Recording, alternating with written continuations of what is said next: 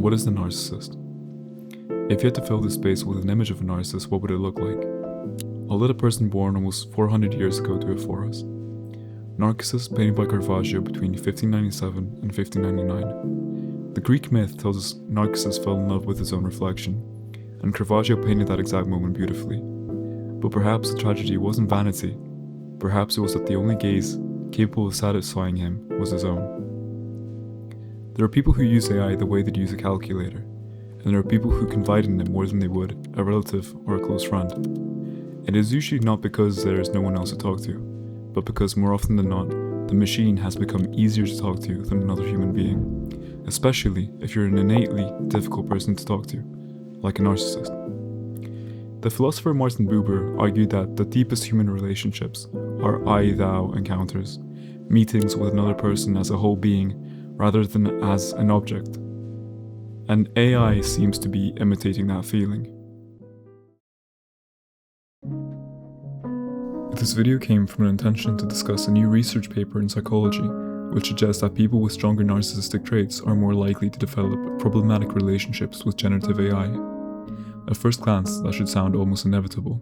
Of course, someone who loves themselves would love ping-ponging conversations between themselves and a machine that's always forced to listen.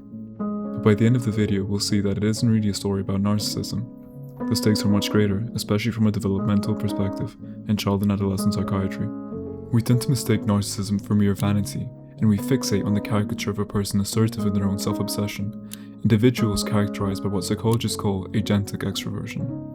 But the reality can be much quieter, and of course the overarching tether between the grandiose and the vulnerable narcissist is a desperate need to matter, to be seen, to have the room shift when they walk into it, and to feel a hollow, aching quiet when it doesn't. Of course, we all crave recognition, but for some, recognition isn't a pleasant luxury, it's like oxygen. And even ordinary interactions can leave them wondering whether they were enough. Disagreements feel more personal, and every silence feels like literal rejection. Then AI arrives. Now imagine a conversation with something that never sighs, never checks the time, never gets distracted halfway through their sentence.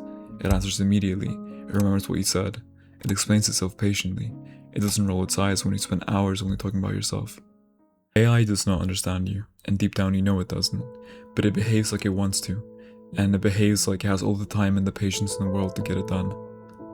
Socializing with humans has limits that machines do not have. French philosopher Blaise Pascal wrote, "All of humanity's problems stem from a man's inability to sit quietly in a room alone." And it truly has never been harder to exercise that ability. How much of 17th century solitude is even conceptually transferable to our lived experiences anymore? The researchers found that higher narcissistic traits were linked with more problematic use of generative AI.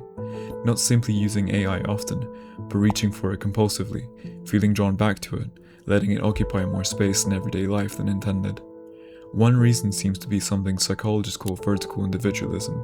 It's a belief that life is fundamentally about standing above other people. Success isn't enough, you need to be more successful. Recognition isn't enough, you need to be more recognized. AI quietly feeds that mindset. It helps you write better, think faster, solve problems, and refine ideas. And unlike another human being, it never competes for the spotlight. For some people, that's deeply comforting. The study also found another pattern, especially among men. People who struggle with uncertainty were more likely to develop problematic AI use, which makes sense. Uncertainty is uncomfortable, and AI offers answers. I want to play a segment from a really good video by Ashley Embers that I would recommend all of you to watch.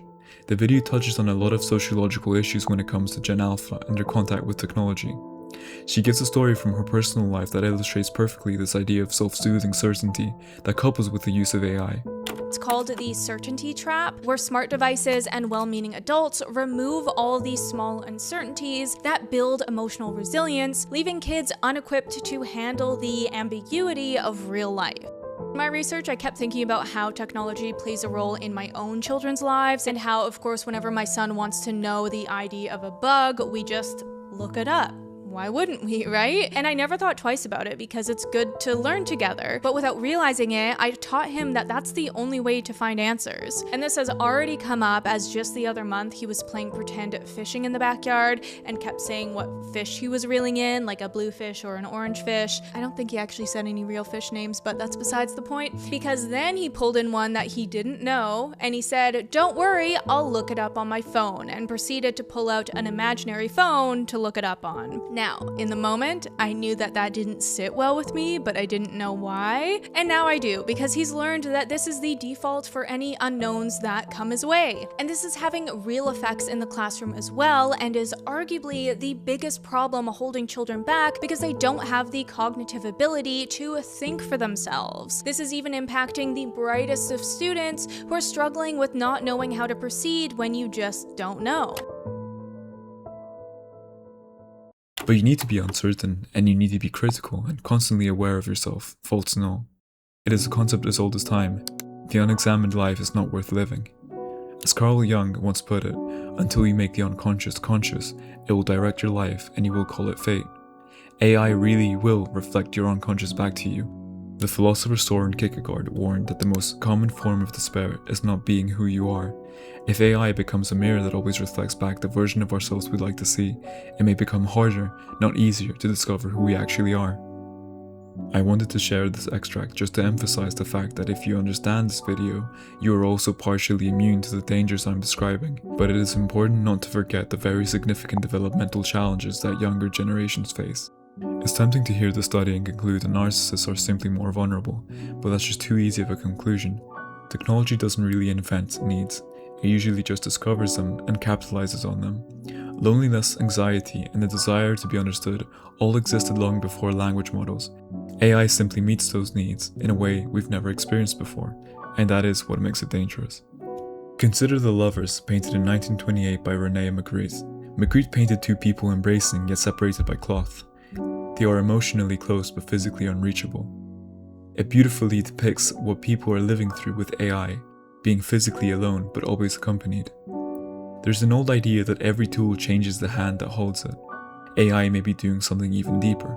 It may be changing the parts of ourselves we usually satisfy through other people. The need for reassurance, for admiration, for certainty, for understanding. The study isn't really warning us just about narcissists. It's asking all of us a much more important question. If one day a machine can give us everything we think we need from another person, will we still remember why we needed each other in the first place?